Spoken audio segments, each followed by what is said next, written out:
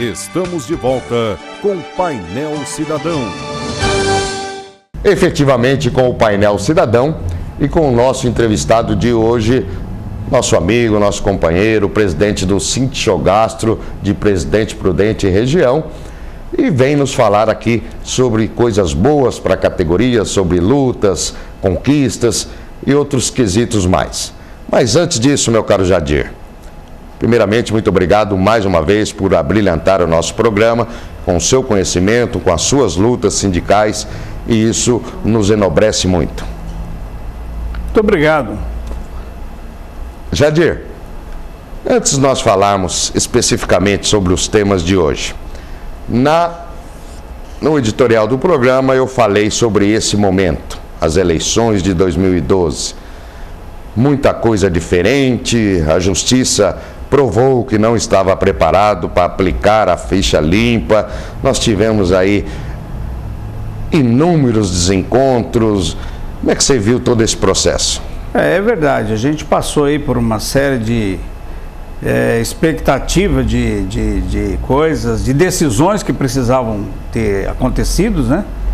Mas é um processo. Eu acho que a instituição política do país, ela está um pouco estremecida, há um pouco de seriedade muito abalada, até porque hoje o sinônimo de política, eu dentro do sindicalismo, todo mundo pergunta para mim, por que você não se candidata, tal, né? E eu falo, eu não queria confundir a questão da política partidária com a política sindical, que a política sindical, por mais que ela tenha aí seus percalços aí, mas a política partidária, ela é um pouco desonesta, ela é um pouco assim, passa por uma questão de você, às vezes, não poder dar sua credibilidade você como candidato, entendeu? Por quê? Porque tudo é questão daquela ideologia partidária, se acabou, não tem mais aquela filosofia partidária, né? Eu lembro que outrora... individual, né? Porque hoje os mandatos legislativos são do partido, não é da pessoa. Perfeitamente. Antigamente era diferente, você tinha uma ideologia... Não era remunerado também, né? Também. Eu fui candidato a vereador em 1992 pelo PMDB. Época de Ulisses Guimarães, Direta Já. Teotônio Vilela. Uma das figuras mais importantes politicamente. Aliás, muitos dos jovens hoje não sabem. Essa semana fez 20 anos, né, do impeachment do Collor. Sim. Né, tal.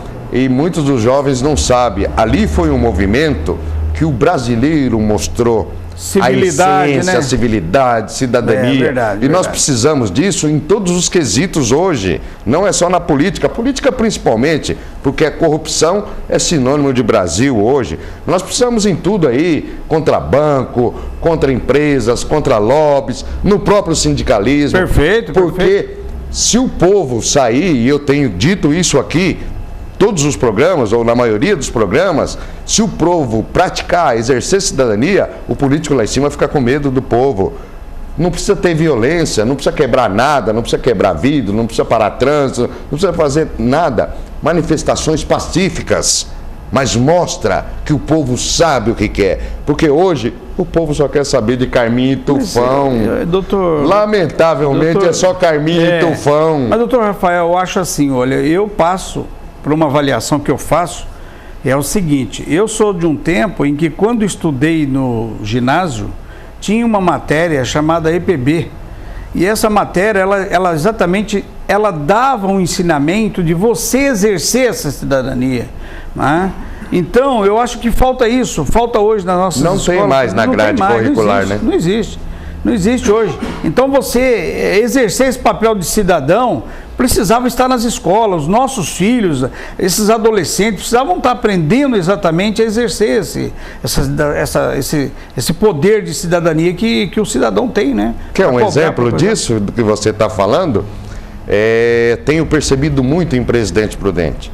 Se fez um calçadão maravilhoso, indiscutível, em termos de beleza, de organização, não tem mesa nas calçadas, os comerciantes estão aí até, de uma certa forma, sendo prejudicados por isso. Calçadão lindo, maravilhoso, mas tem as transversais, e o povo acha que é dele.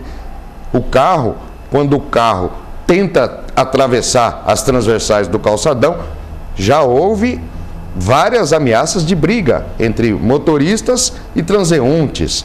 Quer dizer, hoje, se nós tivéssemos uma educação moral e cívica, se nós tivéssemos EPB, Estudo dos Problemas Brasileiros, o cidadão, o pedestre, saberia qual o seu limite e o motorista também. É um exemplo do que está acontecendo em Presidente Prudente, de antagonismo entre duas partes que precisam conviver em harmonia. Exatamente. Então, qual é a situação que nós temos hoje? É viver constante numa expectativa de que isso possa melhorar, de que a gente possa realmente ter como sugestão, enquanto sindicalista, às vezes, se for realmente passado para os trabalhadores uma mensagem de que como ele deve realmente se comportar.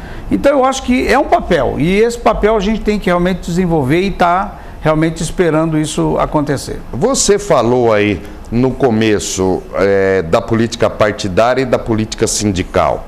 Nós tivemos um histórico no Brasil que começou ali pelos idos de 75, 76, na região de São Bernardo do Campo, no grande ABC, que o sindicalismo no Brasil, você não pode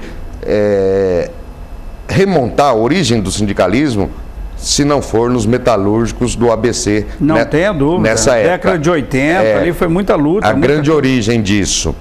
Hoje, por que o sindicalismo enfraqueceu? Por que nós vimos recentemente aí a greve do pessoal dos bancos, dos trabalhadores de banco? Durou uma semana. Quer dizer, eu analisei bem isso. Eles começaram com uma proposta de 12%, e uma participação nos lucros. O governo chegou 6, deu... 6 qualquer coisa. Então, não sei, a gente sabe que muito do sindicalismo ainda está atrelado ao Partido dos Trabalhadores, e aqui não estamos nem a favor nem contra o Partido dos Trabalhadores, mas a gente sabe que o sindicalismo ainda esteve ou está, assim, parcialmente atrelado ao Partido dos Trabalhadores. Então nós vimos uma greve, na minha ótica, é minha opinião, não é da TV Cidade, não é do Dr. Jadir. Uma greve chula, uma greve sem tempero. Não. Mas você responde isso logo após os comerciais. Voltamos em instantes com Painel Cidadão.